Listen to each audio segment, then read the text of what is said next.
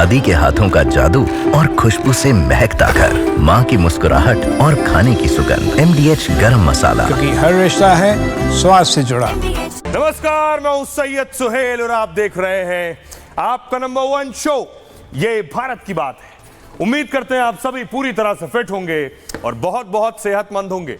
और आइए शुरुआत कर रहे हैं आज की पहली सबसे बड़ी खबर के साथ। और सबसे बड़ी खबर जिस पर पूरी दुनिया बात कर रही है, यूक्रेन का हमला और रूस लेगा बदला। तस्वीर में आपको दिखाऊं, भारत ने पाकिस्तान में पहले घुसकर मारा और न सिर्फ मारा बल्कि पाक के हर हमले को नाकाम भी कर दिया। यह भारत से सीखने की जरूरत थी पूरी दुनिया के बड़े बड़े ताकतवर देशों को। अगली तस्वीर देखिए, प्रधानमंत्री के दोस्त हैं पुतिन, करीबी दोस्त हैं, घनिष्ठ मित्र हैं। बस प्रधानमंत्री नरेंद्र मोदी और भारत रूस और पुतिन से 10 गुना आगे रहा दुश्मन को जवाब देने के मामले में। पुतिन यही नहीं कर पाए जो मोदी ने कर दिखाया। तस्वीर अगली मैं आपको दिखाऊं, यही वजह है कि रूस में परमाणु हथियार बाहर निकल आए।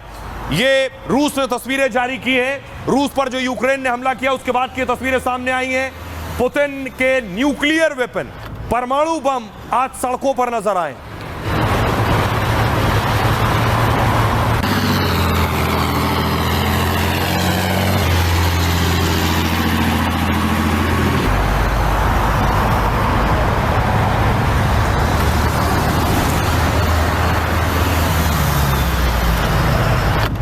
सवाल यह है, क्या पुतिन परमाणु हमला करने वाले हैं?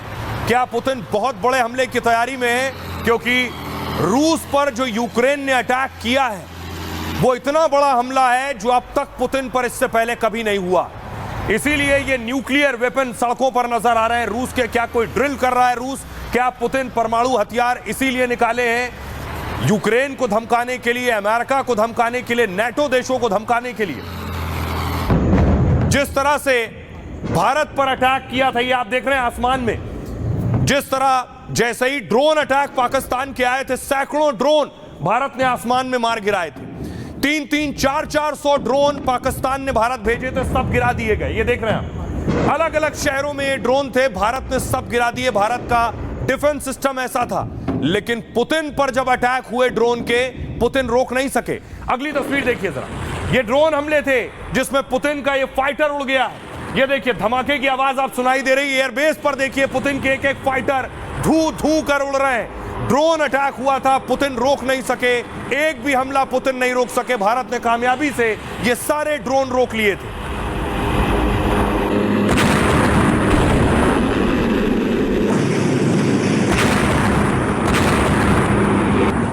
लाइन से आपको नजर आ रहे हैं, देखिए ये सारे फाइटर जेट, पुतिन के लड़ाकू विमान खड़े हैं एयरबेस पर। देखिए पहला लड़ाकू विमान, इस पर ड्रोन अटैक हुआ और लड़ाकू विमान आग के गोले में तब्दील हो गया।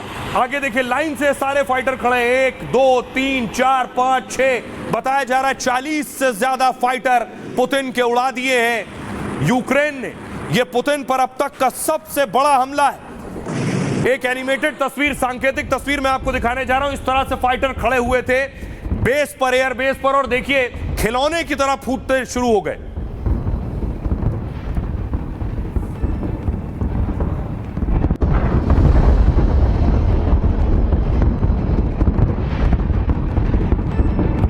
आप देख रहे हैं सांकेतिक तस्वीर, आप देखिए जितने फाइटर खड़े हैं एक एक कर फूट रहे हैं। ठीक इसी तरह से पुतिन पर हमला हुआ उनके एयरबेस पर, और उनके 40 से ज्यादा लड़ाकू विमान आग के गोले में तब्दील हो गए।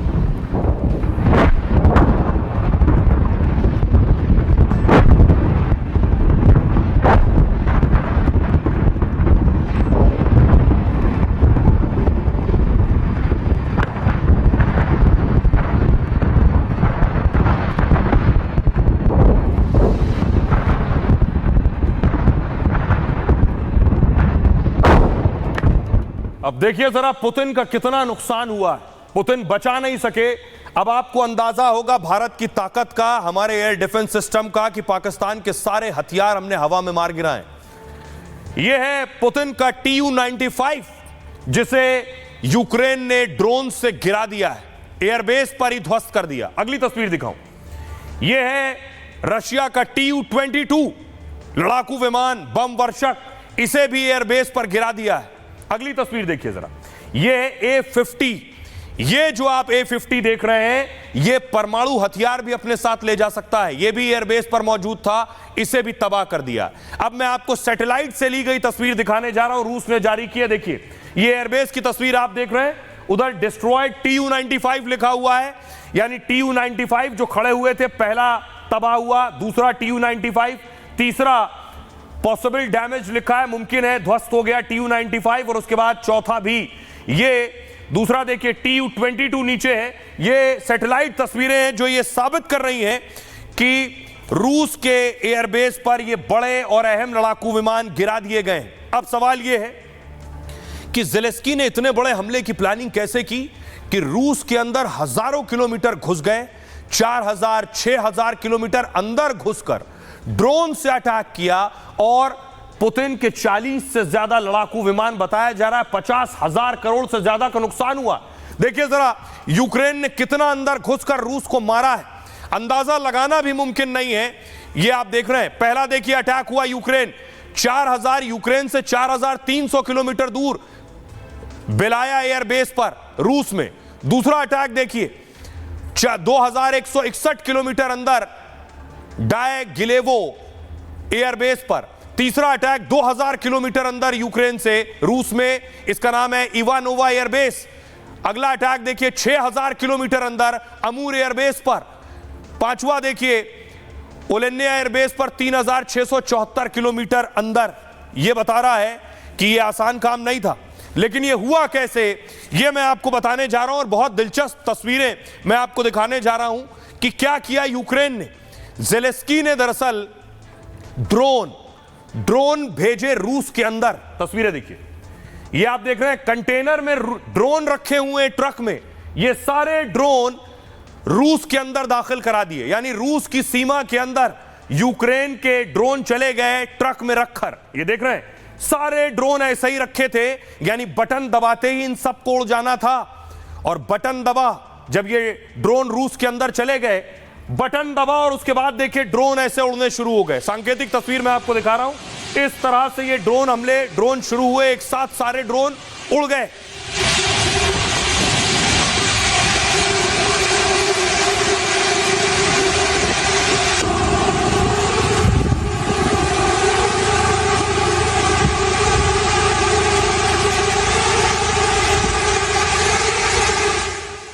सोचिए, पुतिन को लग रहा था कि यूक्रेन का बॉर्डर क्रॉस करके कुछ आएगा, लेकिन ये सारे ड्रोन तो रूस के अंदर पहुंच चुके थे। ये देखिए, ये ड्रोन उड़ रहा है, ट्रक में पहले से कंटेनर में ड्रोन थे, बटन दबा और ये देखिए ड्रोन निकला है। इस तरह टैंकर से ड्रोन निकले हैं और जाकर फट गए।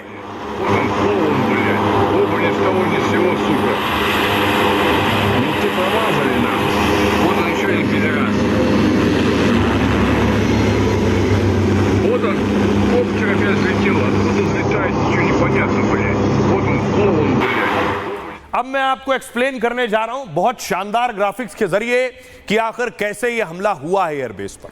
देखिए जरा, यह है वो ट्रक, वो कंटेनर जिस पे थे ड्रोन। ये ड्रोन उड़े और एयरबेस तक पहुंचे और पुतिन के लड़ाकू तबाह हो गए। ठीक इस तरह से यह जो कंटेनर था ये तो रूस के अंदर पहुंच चुका था।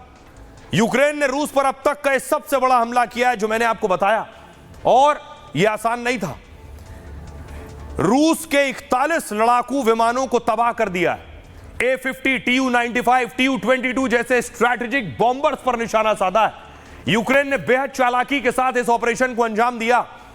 ऑपरेशन स्पाइडर वेब के जरिए रूस के 5 एयरबेस तबाह कर दिए, यानी मकड़ी का जाल जैसा यह हमला कहलाया है। इस हमले की प्लानिंग करीब 1.5 साल पहले शुरू हो गई थी। सोचिए, कोई सोच सकता है कि ज़ेलेंस्की ने यह हमला 1.5 साल पहले इसकी तैयारी कर ली थी। FPV ड्रोन को ट्रक में छिपाकर रूस के अंदर पहले भेजा गया। इन ड्रोन को ट्रकों में बने लकड़ी के केबिन में रख दिया गया। तस्करी कर रूस के भीतर इन ड्रोन को पहुंचाया गया और ऑपरेशन में 117 ड्रोन का इस्तेमाल किया गया। रूस में रहकर इस पूरे ऑपरेशन को अंजाम दिया गया। रूस में यूक्रेन के जासूस के इसमें शामिल होने की पूरी संभावना है। और इसके बाद हमले की जगह और वक्त तय किया गया।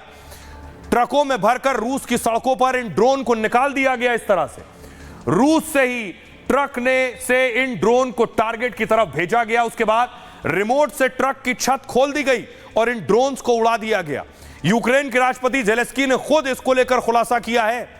यूक्रेन ने इसके लिए FPV ड्रोन का इस्तेमाल किया है। इसका मतलब है फर्स्ट पर्सन व्यू, यानी पहली नजर से देखना। FPV ड्रोन एक छोटा ड्रोन होता है और जो अपने आगे लगे कैमरे से रियल टाइम वीडियो भेजता रहता है। FPV ड्रोन को कामिकाजे किलर ड्रोन की तरह भी तैयार किया गया है। यूक्रेन के इन ड्रोन की कीमत सिर्फ 40 से 50 हजार रुपए है। सोचिए, 40 से 50 हजार रुपए का ड्रोन भेजा और लगभग 60 हजार करोड़ का नुकसान कर दिया। लेकिन ड्रोन के हमले ने रूस को तगड़ा झटका दिया है। 50 हजार करोड़ से ज्यादा के नुकसान का अनुमान है रूस को। यूक्रेन के इस हमले की तुलना पर्ल हार्बर से की जा रही है। पर्ल हार्बर क्या आपको बताऊं, 7 दिसंबर 1941 को जापान ने अमेरिका पर हमला किया था। पर्ल हार्बर पर जापानी एयरफोर्स ने बम बरसाए थे। अमेरिका के उस वक्त 300 से ज्यादा विमान तबाह हो गए थे और इसके बाद अमेरिका ने सेकेंड वर्ल्ड वॉर में कूद गया। वो जापान के सरेंडर ना करने पर अमेरिका ने हमला किया और अमेरिका ने जापान के 2 शहरों पर परमाणु बम गिरा दिए थे। 1945 में हिरोशिमा और नागासाकी पर परमाणु हमले हुए और इस हमले में 1,40,000 लोगों की मौत हो गई थी। इस हमले को भी पर्ल हार्बर माना जा रहा है। क्या इसके बाद कहा जा रहा है क्या परमाणु हमला होगा? देखिए जरा ड्रोन अटैक के बाद की तस्वीर मैं आपको दिखाऊं। ये आप देख रहे हैं, ये अलग अलग जगह ड्रोन अटैक हुए। 117 ड्रोन उड़े थे 100 जगहों पर। यह अटैक आप देख रहे हैं।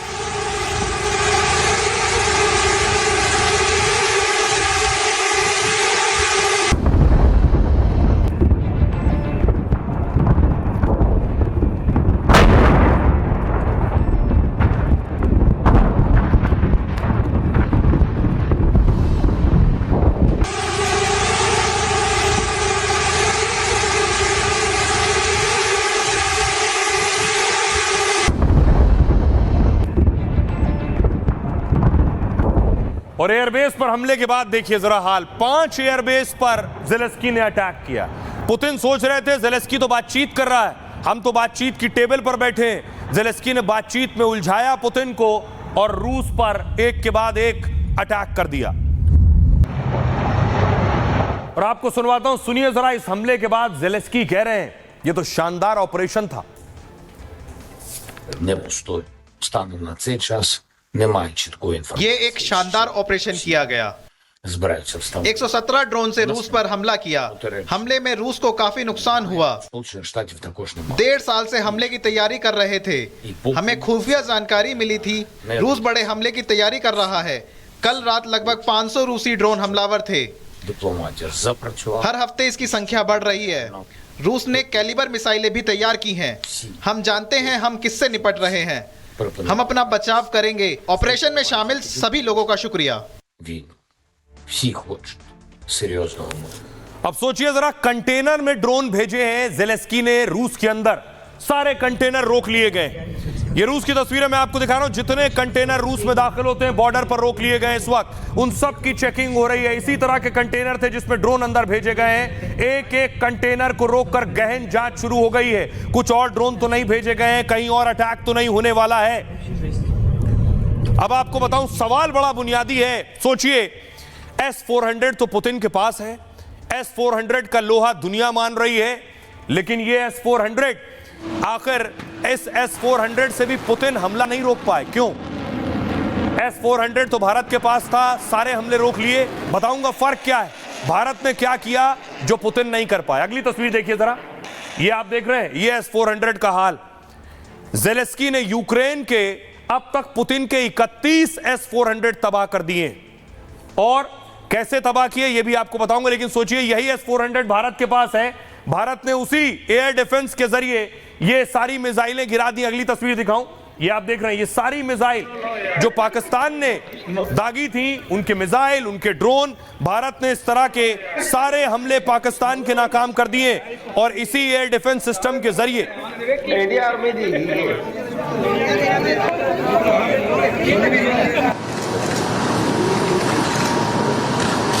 अब सोचिए जरा कि पुतिन क्या नहीं कर पाए जो भारत ने कर दिखाया है। अब मैं आपको बताऊं क्या किया है। भारत ने वो किया जो पुतिन नहीं कर सके। ये देख रहे हैं इंटरनेशनल बॉर्डर, भारत पाकिस्तान का बॉर्डर। अब भारत ने क्या किया, इसे प्ले कीजिए, आगे मैं आपको दिखाऊं। भारत ने सबसे पहले क्या किया, सर्विलांस रडार लगाए थे।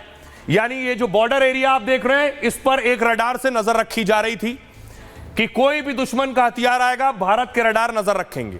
अगली पहली स्टेज क्या थी, दुश्मन के हथियार को मार गिराने की थी। लेयर 1 थी ड्रोन और मैन पैड्स। ये जो ब्लू डॉट्स देख रहे हैं आप, ये ड्रोन और मैन पैड्स लगे थे, यानी दुश्मन का जैसे ही हथियार आएगा, इससे उसे भारत हिट कर देगा। ये पहली लेयर थी डिफेंस सिस्टम की। दूसरी लेयर देखिए जरा, दूसरी लेयर थी कम दूरी की मिसाइलें। उसके बाद रडार ने पकड़ा तो ये जो पीले रंग के गोले आप देख रहे हैं, जैसे ही दुश्मन का हथियार आया, लेयर 1 से छूट गया तो लेयर 2 ने पकड़ लिया, छोटी दूरी की मिसाइलों ने उसे मार गिराया। अब देखिए लेयर 3 भारत ने क्या तैयार की है। लेयर 3 में मध्यम दूरी की मिसाइलें, ये बड़े गोले जो आप देख रहे हैं नीले, ये मध्यम दूरी की मिसाइलें, यानी दुश्मन का हथियार पहली और दूसरी लेयर से छूट गया तो मध्यम दूरी की मिसाइलें उसे मार गिराएंगी। और इससे भी छूट गया अगर, तो चौथा देखिए जरा, चौथी लेयर जो भारत ने तैयार की थी, लेयर 4, लंबी दूरी की मिसाइलें। ये घेरा देखिए जरा, 2 घेरे में ही पूरे बॉर्डर को कवर कर लिया है। ये था चौथा घेरा। तो भारत का जो एयर डिफेंस था वो केवल S-400 के भरोसे नहीं था, 4 अलग अलग लेयर्स में था। और इसमें कौन कौन था ये आपको बताऊं, डिफेंस सिस्टम भारत का कैसे काम कर रहा था, इसमें कौन कौन सी चीजें लगाई गई थी। न सिर्फ S-400 बल्कि आकाश भी लगी हुई थी, बराग भी लगाया गया था। और यही वजह है कि पुतिन पर जो हमले हुए वो नहीं रोक सके और भारतीय सेना ने जो तैयारी की थी उन हमलों को रोक सकी। ये आप देख रहे हैं, ये पुतिन का S-400 कबाड़ हो गया। भारत ने S-400 के साथ आकाश को भी लगाया था, इसलिए दुश्मन को मारा भी और घर में घुसकर पीटा भी। यूक्रेन ने टेक्नोलॉजी के साथ क्या किया, चालाकी का इस्तेमाल किया। दरअसल ये ड्रोन यूक्रेन से नहीं, रूस से ही उसने लॉन्च किए, अंदर से, यानी बॉर्डर से पार करके नहीं आया। S-400 बॉर्डर पर था। ड्रोन अगर ज्यादा ऊंचाई से आता है बॉर्डर पार करके तो S-400 उसे ट्रैक कर लेता है, लेकिन S-400 हवा से आने वाले खतरों को ट्रैक करता है जो हवा से आ रहे हैं। सड़क या जमीन के रास्ते हथियार इसे चकमा दे देते हैं, या जिसकी ऊंचाई बहुत कम होती है जमीन से। भारत ने रूसी S-400 डिफेंस सिस्टम को अपग्रेड किया। S-400 के साथ मल्टी लेयर रक्षा प्रणाली लगाई, जबकि रूस ने S-400 को अक्सर अकेले तैनात किया है जहां भी लगाया है। पाकिस्तान के हमले में ड्रोन की तादाद 50 के करीब थी, जबकि यूक्रेन ने एक बार में 100 से ज्यादा ड्रोन भेजे, और जिससे रूसी डिफेंस सिस्टम पर दबाव और ज्यादा बढ़ गया था। S-400 डिफेंस सिस्टम एक ताकतवर प्रणाली है, विमानों, क्रूज और बैलिस्टिक मिसाइलों को रोक सकती है, लेकिन यह अजेय नहीं है, इसकी भी काट है। दरअसल इसे प्रभावी बनाने के लिए सही तैनाती बहुत जरूरी है। पाक के ड्रोन अटैक के दौरान जैसा भारत ने किया, यूक्रेन ने रूस की कमजोरियों का फायदा उठाया। भारतीय सेना ने S-400 के ऑपरेटरों को गहन ट्रेनिंग दी है बाकायदा। S-400 को रणनीतिक रूप से तैनात किया गया था, लेकिन यूक्रेन के खिलाफ रूस ने ऐसा नहीं किया था। भारत केवल S-400 पर ही निर्भर नहीं था, स्वदेशी आकाश एयर डिफेंस सिस्टम का भी भारत ने इस्तेमाल किया है।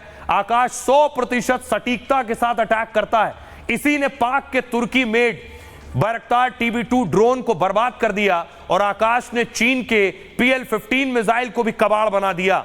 का आकाश कम ऊंचाई पर उड़ने वाले ड्रोन को भी डिटेक्ट कर सकता है। रूस के पास S-400 डिफेंस सिस्टम तो है, लेकिन आकाश तीर जैसा मारक हथियार नहीं है।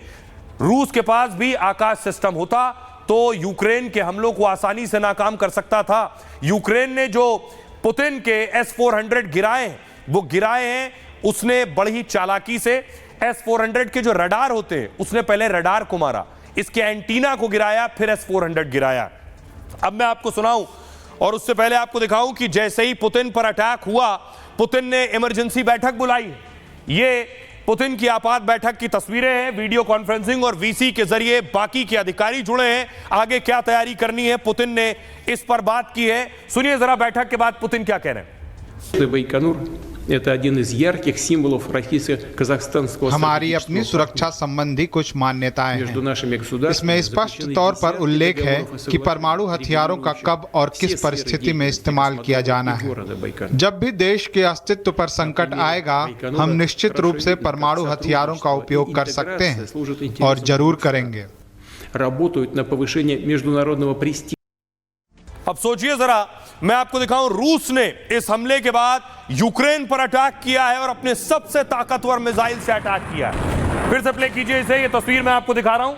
इस्कंदर मिसाइल निकल रही है और इस्कंदर से पलटवार किया है। ये मिसाइल निकली है और जाकर सीधे यूक्रेन में गिरी है।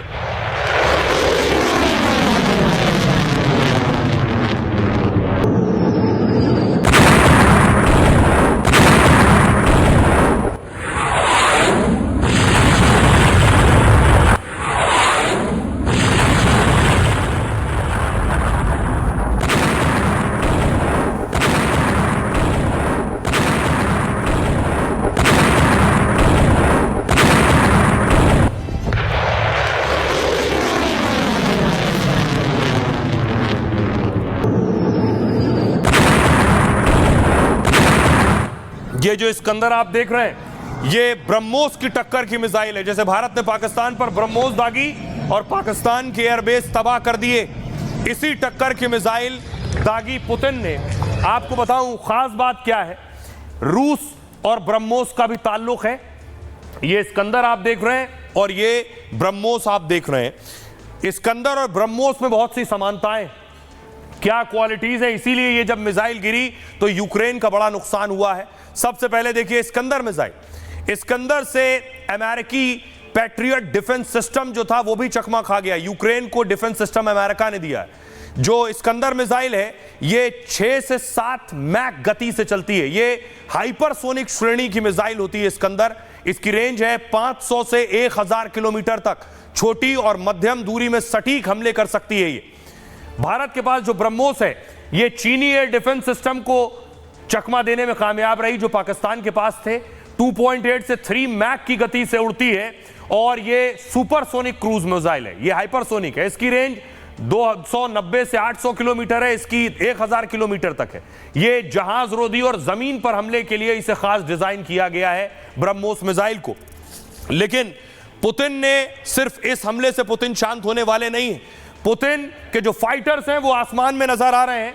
ये आप देख रहे हैं रशियन फाइटर्स को इस वक्त देख रहे हैं। बताया जा रहा है कि रूस ने अपने लड़ाकू विमानों को आसमान में उतार दिया है।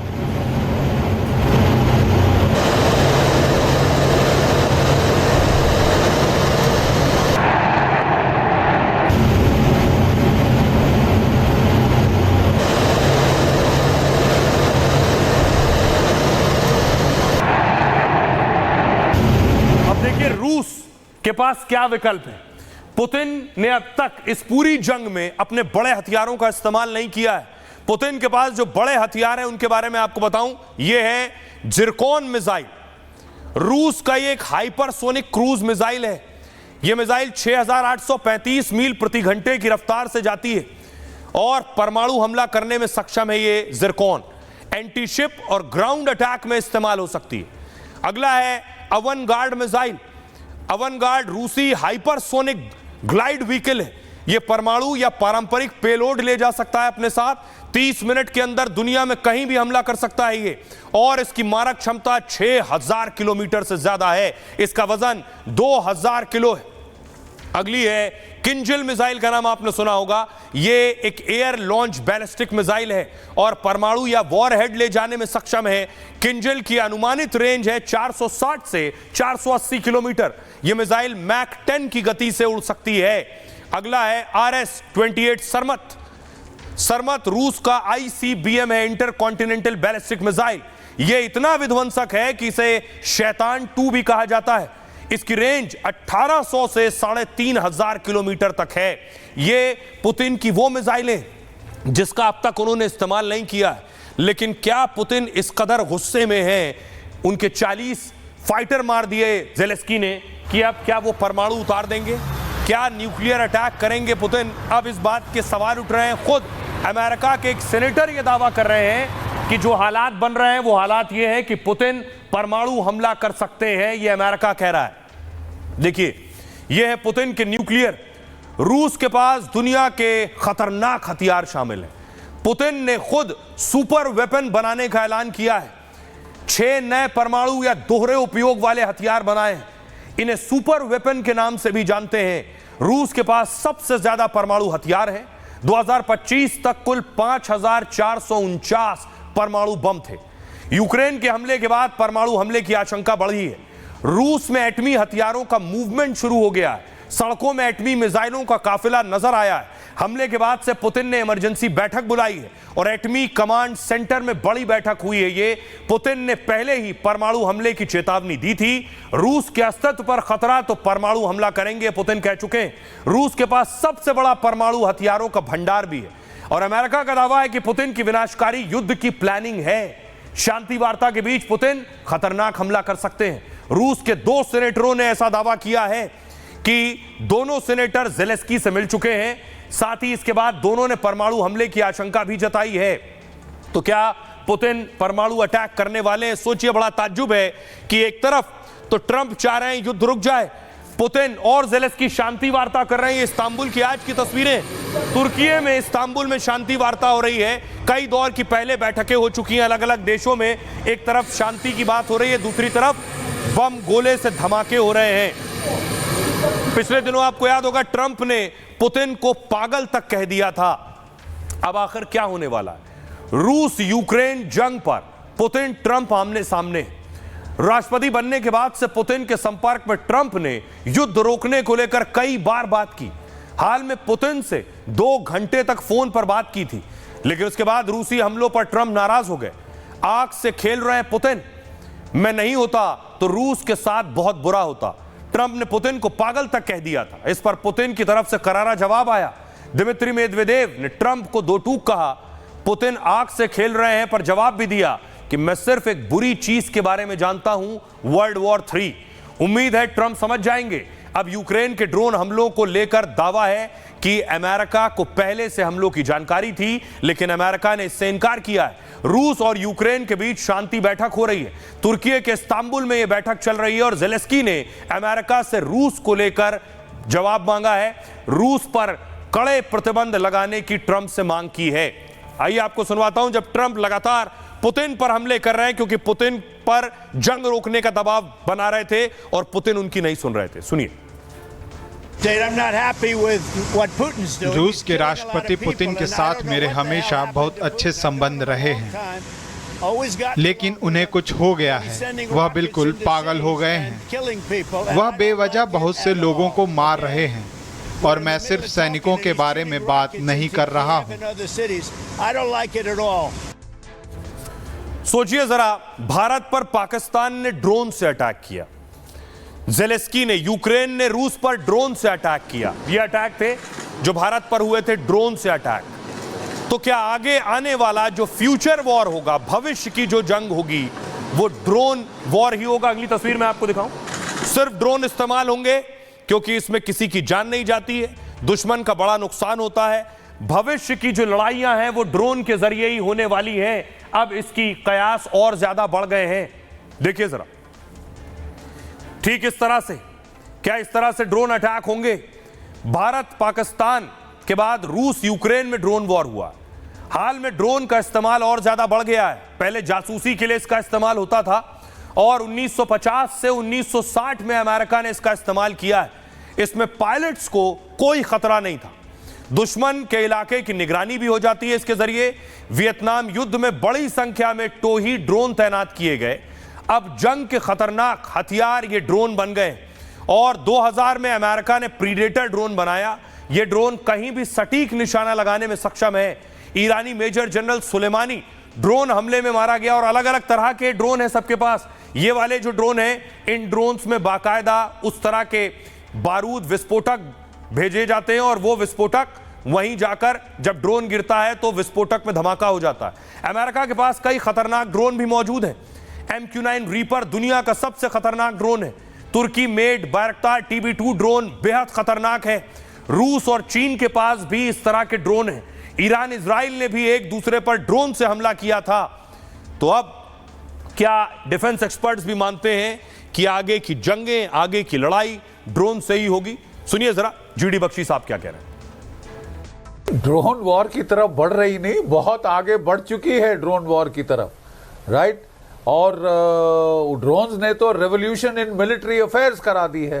एक $2000 का ड्रोन 20 मिलियन का जहाज गर्क कर सकता है।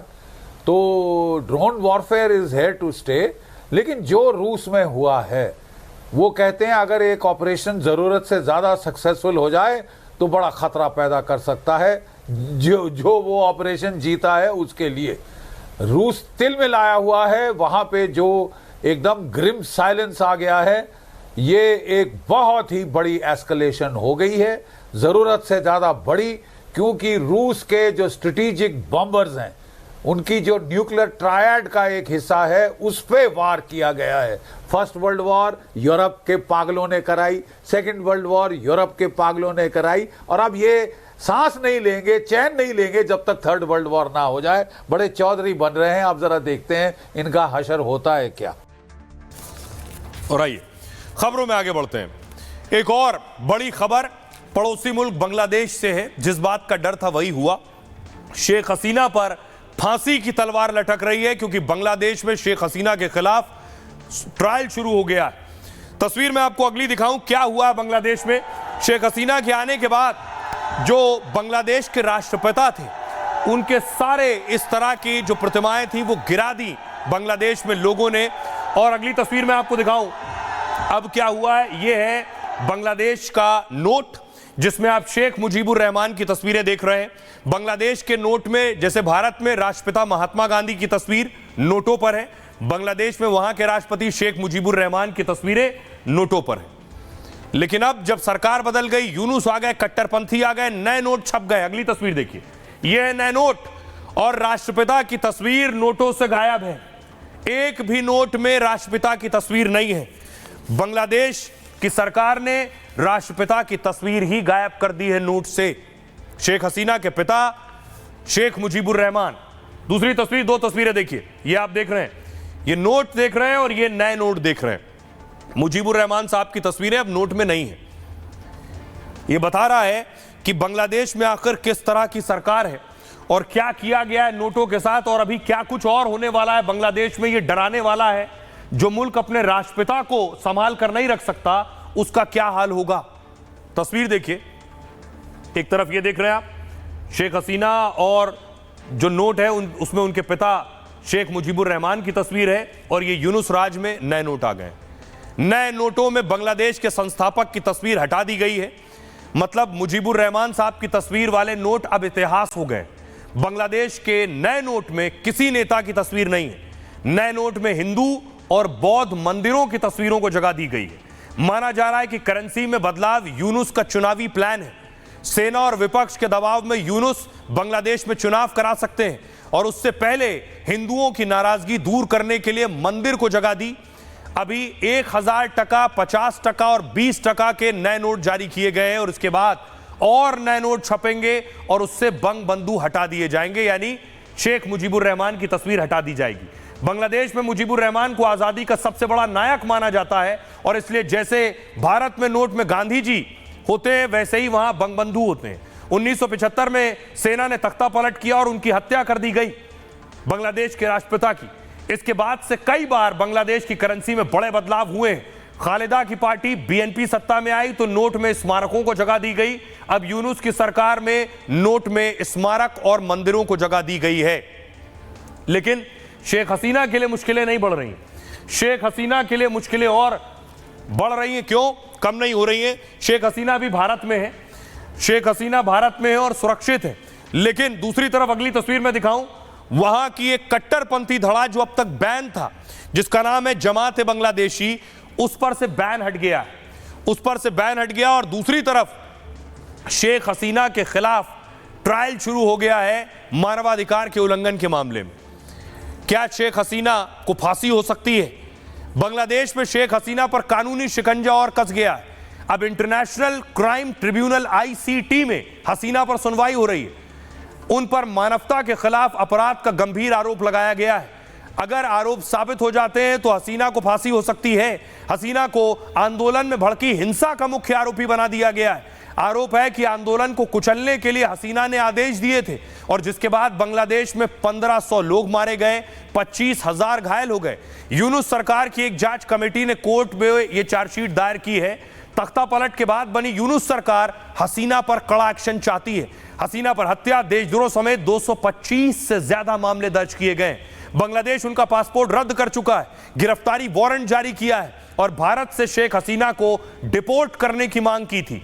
हसीना को भारत का साथ मिला तो यूनुस सरकार कुछ नहीं कर पाई, इसलिए अब आईसीटी जैसे कोर्ट के जरिए हसीना पर दबाव बढ़ा रही है। कहते हैं आईसीटी कोर्ट की स्थापना 2009 में शेख हसीना ने ही की थी। इसमें युद्ध, नरसंहार, मानवता के खिलाफ अपराध के केस चलते हैं और कई जमात और बीएनपी नेताओं पर यहां केस चले और मौत की सजा सुनाई गई और इसी तरह यूनुस सरकार अब शेख हसीना को मौत की सजा दिलाना चाहती है।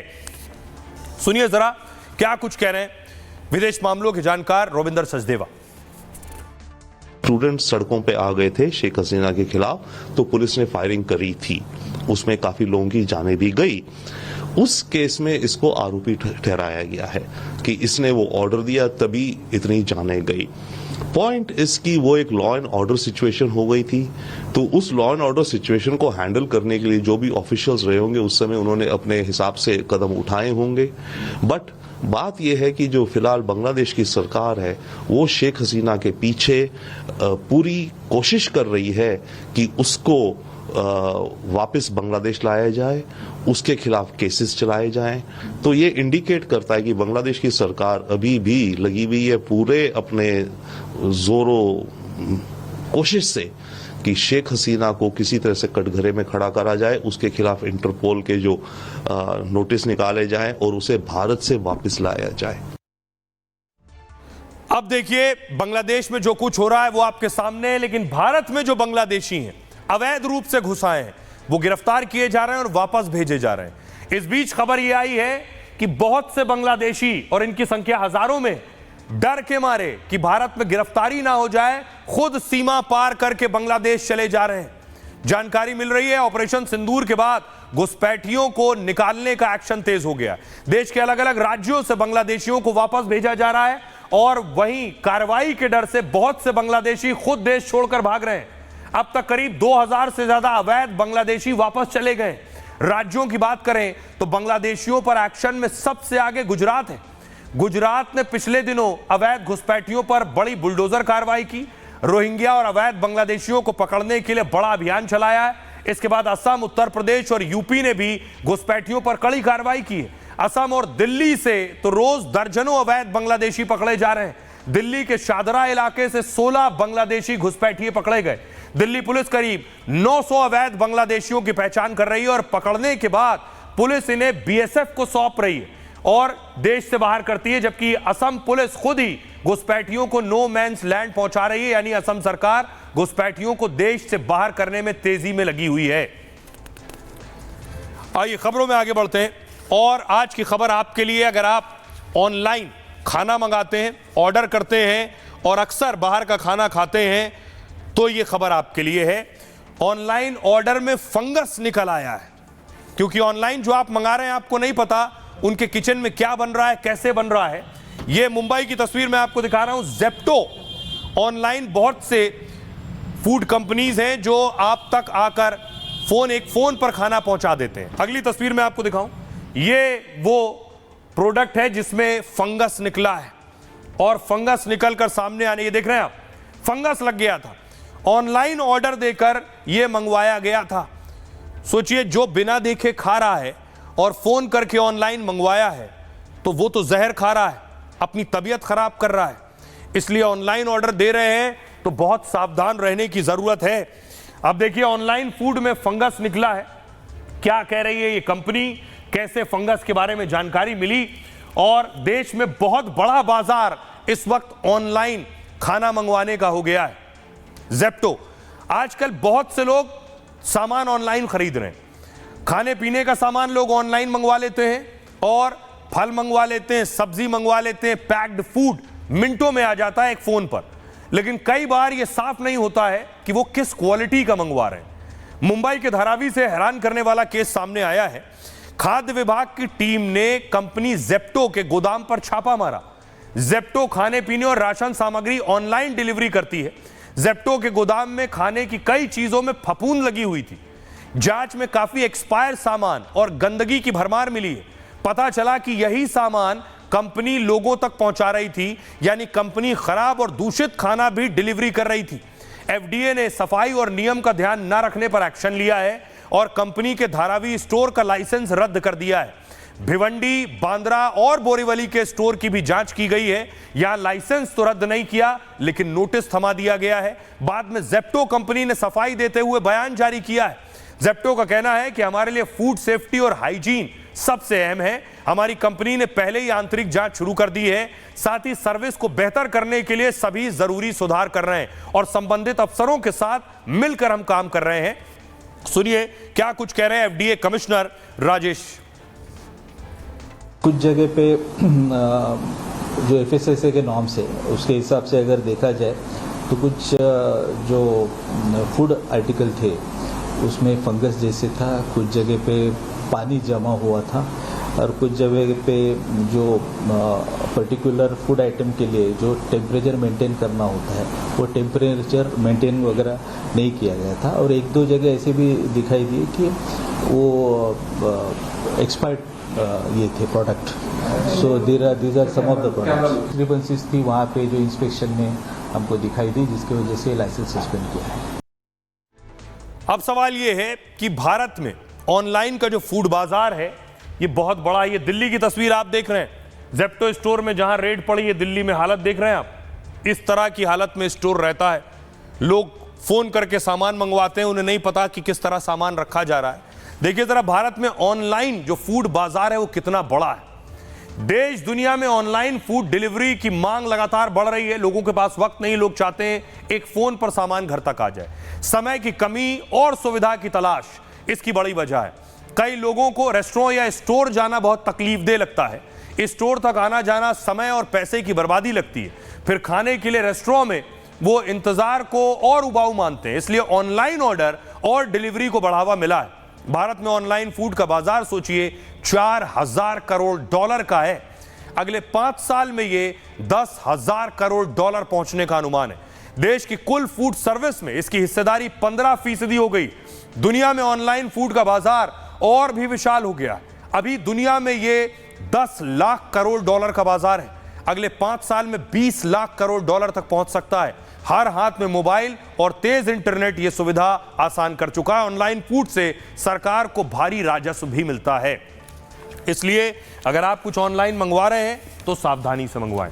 आइए खबरों में आगे बढ़ते हैं। आज की एक और बड़ी खबर है, दर्दनाक खबर है और हमारे सिस्टम को आईना दिखाने वाली खबर है। एक शख्स 48 साल से जेल में था। सोचिए 48 साल से जेल में, और 48 साल बाद बताया गया कि ये तो बाइज्जत बरी कर दिया गया। इनकी उम्र 103-4 साल हो चुकी है। देख रहे हैं आप, राम लखन इनका नाम है।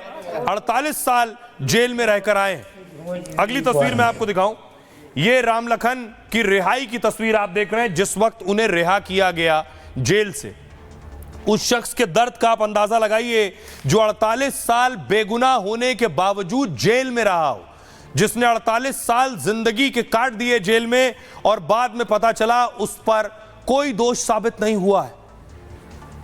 अगली तस्वीर देखिए जरा, यह राम लखन का पहचान पत्र है।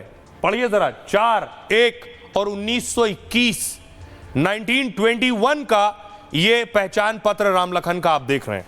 आइए आपको बताऊं राम लखन के साथ जो कुछ हुआ, ये पूरे सिस्टम की पोल खोलता है कि कैसे ये पूरा तंत्र काम करता है और एक आम आदमी, गरीब आदमी को किस जद्दोजहद से गुजरना पड़ता है।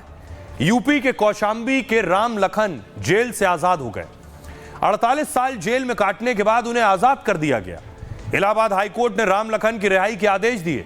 राम लखन पासी एक हत्या के केस में जेल की सजा काट रहे थे।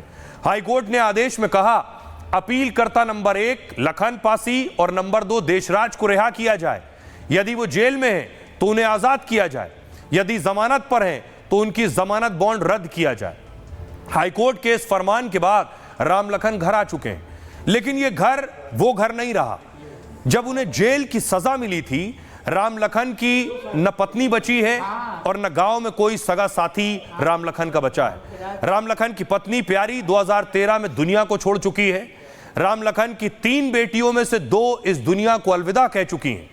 लखन की बेटी आशा कहती हैं, मेरी मां ने सब कुछ बेच दिया। वो आखिरी दिन तक कहती थी कि मेरे पापा का हत्या से लेना देना नहीं है, वो हत्या की किसी वारदात में शामिल नहीं थे। जहां घटना घटी थी वहां झगड़ा छुड़ाने गए थे वो, लेकिन पीड़ित पक्ष ने पापा का नाम डाल दिया, जिसके बाद पुलिस पापा को गिरफ्तार कर ले गई। दरअसल राम लखन की रिहाई बहुत कोशिशों के बाद हुई, जिसमें कौशाम्बी जिला विधिक सेवा प्राधिकरण की बड़ी भूमिका है, जिसने लखन के परिवार को मानवीय आधार पर रिहाई में मदद की, क्योंकि लखन की उम्र 100 साल से ज्यादा थी, सजा 48 साल हो गई थी। विधिक सेवा प्राधिकरण ने मामले की जानकारी मुख्यमंत्री योगी तक पहुंचाई। योगी आदित्यनाथ की सरकार ने भी उनकी रिहाई में अहम भूमिका निभाई। यूपी के कौशाम्बी में 1977 में दरअसल एक हत्या हुई थी। लखन के गांव में कुछ लोग आपस में लड़ रहे थे। गांव का झगड़ा देख लखन उसे छुड़ाने वहां पहुंच गए। इस दौरान एक पक्ष ने दूसरे पर लाठी से हमला कर दिया। देशराज के हमले में प्रभु नाम का एक शख्स बुरी तरह से घायल हो गया। लाठी की चोट की वजह से अगले दिन प्रभु की मौत हो गई, जिसके बाद प्रभु के परिवार ने हत्या का केस दर्ज कराया, जिसमें देशराज के साथ राम लखन भी आरोपी बनाए गए। परिवार ने बेगुनाही साबित करने की पूरी कोशिश की, 13 बीघा जमीन बेच दी, 4 वकील भी बदल दिए, लेकिन कोर्ट ने लखन पासी को उम्र कैद की सजा सुना दी। आइए आपको सुनवाता हूं, सुनिए जरा क्या कह रहे हैं उनके परिवार के लोग।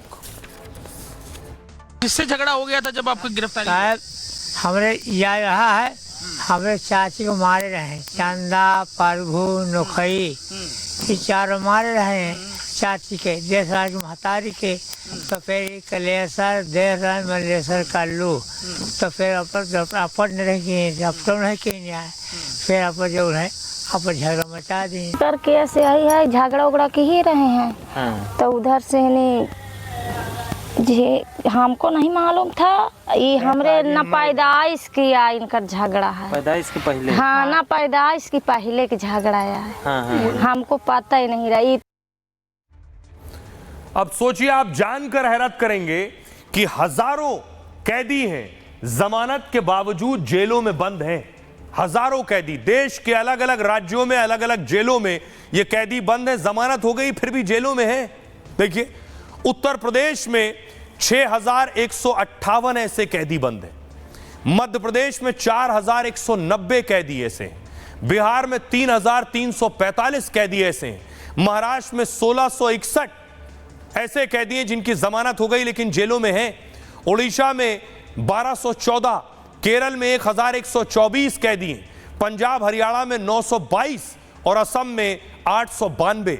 तमिलनाडु में 830 ऐसे कैदी हैं और कर्नाटक में 665।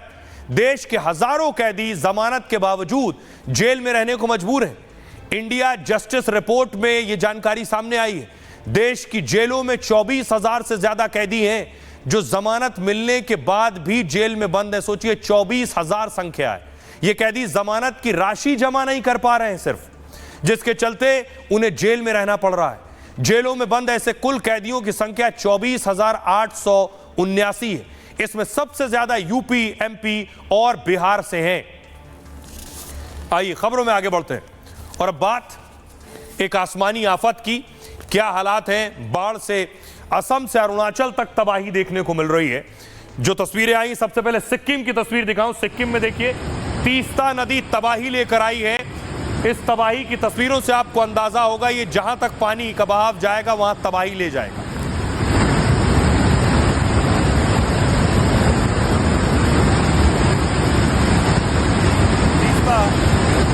तीस्ता नदी की रफ्तार इतनी तेज है कि पुल टूट गया है, हर तरफ तबाही है।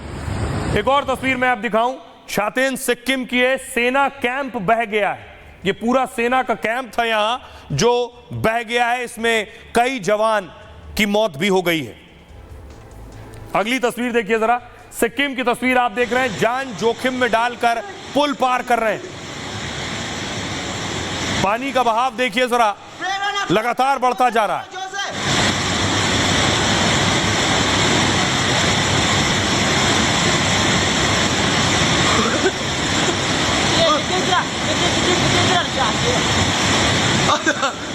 तस्वीर देखिए, अरुणाचल प्रदेश में इंडियन एयरफोर्स ने 14 लोगों को रेस्क्यू किया है। बाकायदा रेस्क्यू टीम लगी हुई है।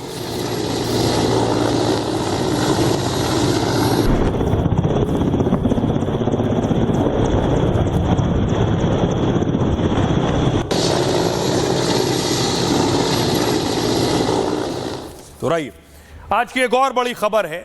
कोरोना से अब तक 34 मौतों की जानकारी मिली है। लगातार मौत का आंकड़ा बढ़ता जा रहा है। दिल्ली से भी इस तरह की खबरें सामने आ रही। देश के राज्यों में कोरोना की स्थिति क्या है, मैं आपको बताऊं कि अब तक लगातार जो कोरोना से मौत का आंकड़ा बढ़ा है, वो उससे पता चल रहा है कि 34 मौतें अब तक कोरोना से हो चुकी हैं। लेकिन अब यह आंकड़ा आखिर रुकने का नाम क्यों नहीं ले रहा है, यह मैं आपको ग्राफिक्स के जरिए बताता हूं। दरअसल देश में कोरोना के मरीजों की संख्या 4000 के आसपास पहुंच चुकी है। 3 दिन में 27 लोगों की मौत हो चुकी है और एक्सपर्ट की माने तो अभी गंभीर मरीजों को सबसे ज्यादा खतरा है। हृदय, श्वास और अन्य मरीजों को विशेष ध्यान रखना है। कोरोना के ज्यादातर मरीजों को 3 से 4 दिन में छुट्टी मिल जाती है। मरीजों में अभी खांसी, जुकाम, बुखार और फ्लू के लक्षण दिख रहे हैं। डॉक्टरों ने लोगों को सलाह दी है कि आखिर लगातार खांसी, गला खराब होना, थकान और सिर दर्द, भूख में कमी, आंत संबंधी समस्याएं, मतली या चक्कर आने पर डॉक्टर को जरूर दिखाएं और RT-PCR टेस्ट भी जरूर कराएं। कई राज्यों में सरकारों ने कोविड को लेकर दिशा निर्देश दिए हुए हैं और नियमित रूप से हाथ धोने, हैंड सैनिटाइजर का उपयोग करने के लिए डॉक्टर्स कह रहे हैं। भीड़ भाड़ वाले इलाकों में न जाने की भी सलाह दी गई है। कोरोना को लेकर केंद्र सरकार भी अलर्ट पर है। स्वास्थ्य विभाग और आयुष मंत्रालय पूरी नजर रखे हुए हैं। किसी भी स्थिति से निपटने के लिए तैयारियां जारी हैं। आइए आपको सुनवाता हूं, सुनिए जरा डॉक्टर स्वाति क्या कह रही हैं। देखिए, स्थिति बहुत ही कंट्रोल में है। अगर मैं RML की बात करता हूं तो RML में अभी तक 4 पेशेंट पॉजिटिव आए थे। चारों के चारों जो है स्टेबल कंडीशन में वापस चले गए हैं। बिल्कुल बढ़ रहे हैं केसेस, लेकिन अगर मैं प्रिपरेशन की बात करता हूं RML की, अगर मैं एक तरफ जहां भारत में इस वक्त कोरोना के मामले बढ़ रहे हैं, वहां हर किसी व्यक्ति को कोरोना का टेस्ट कराने की जरूरत बिल्कुल भी नहीं है। अगर किसी को हल्का बुखार है, बदन में दर्द है, सर दर्द है, गले में दर्द हो रहा है या कोई व्यक्ति अगर उल्टी दस्त से इस वक्त जूझ रहा है, तो ऐसी स्थिति में आपको शुरुआती दिनों में कोरोना का टेस्ट कराने की जरूरत बिल्कुल भी नहीं है। लेकिन अगर किसी को रहिए, अब बारी है आज के सूत्र की। आप कभी समंदर पार नहीं कर सकते जब तक किनारे से नजर हटाने की हिम्मत नहीं करेंगे। मतलब बड़ी चुनौती के बिना कामयाबी नहीं मिल सकती है। जिंदगी और कामयाबी का यह सूत्र दिया था अमेरिका की खोज करने वाले कोलंबस ने। क्रिस्टोफर कोलंबस का जन्म 1451 में इटली में हुआ। वो गरीब परिवार से थे और बहुत ज्यादा पढ़ाई भी नहीं की। पिता चाहते थे कि कोलंबस पुश्तैनी पेशे बुनकर का काम करें, लेकिन कोलंबस पढ़ना और दुनिया घूमना चाहते थे। वो किताब की दुकान पर एक क्लर्क की नौकरी करने लगे। दुकान में वो समुद्री दुनिया से जुड़ी किताबें पढ़ते रहते थे। एक दिन महान गणितज्ञ पाइथागोरस की किताब उनके हाथ लग गई। किताब में लिखा था कि दुनिया गोल है। कोलंबस ने सोचा, दुनिया गोल है तो पश्चिम से चलकर पूरब पहुंच जाएंगे। भारत का बहुत नाम सुना था तो वो समुद्री रास्ते से भारत खोजना चाहते थे। शुरू में लोगों ने उनका मजाक उड़ाया और पागल तक कहा। 17 साल की जीतोड़ मेहनत के बाद उन्हें मिशन के लिए पैसे और जहाज मिले, लेकिन समंदर में खतरनाक अभियान पर उनके साथ कोई जाने को तैयार नहीं था। तब कोलंबस ने 88 कैदियों को यह कहकर मनाया कि साथ चलोगे तो रिहाई मिल जाएगी। समंदर में कैदी उनके साथ निकल पड़े, लेकिन 2 महीने तक जब धरती नहीं मिली तो वो बगावत पर उतर आए और कोलंबस को मारने की धमकी देने लगे। कोलंबस ने उन्हें मनाया और समंदर में सफर जारी रखा। आखिरकार 71 दिन बाद उन्हें धरती मिली। कोलंबस को लगा वो भारत पहुंच गए और उसे इंडियाना नाम दिया, लेकिन असल में वो अमेरिका पहुंच गए थे। पहली बार समुद्री रास्ते से अमेरिका की खोज हुई थी। बाद में कोलंबस ने कई और देश खोजे और अपने सफर से सूत्र दिया, गलतियां और नाकामी बड़ी खोज के दरवाजे हैं, इनसे गुजरे बिना आपको कामयाबी नहीं मिल सकती। बहरहाल ये भारत की बात है में इतना ही। आप अपना और अपनों का बहुत बहुत ख्याल रखिए। रुक रहे एक ब्रेक के लिए। आधे बाउल दही में 4 चम्मच MDH चटनी पुदीना मसाला डाला, स्टर करो, पुदीना चटनी तैयार। MDH चटनी पुदीना मसाला।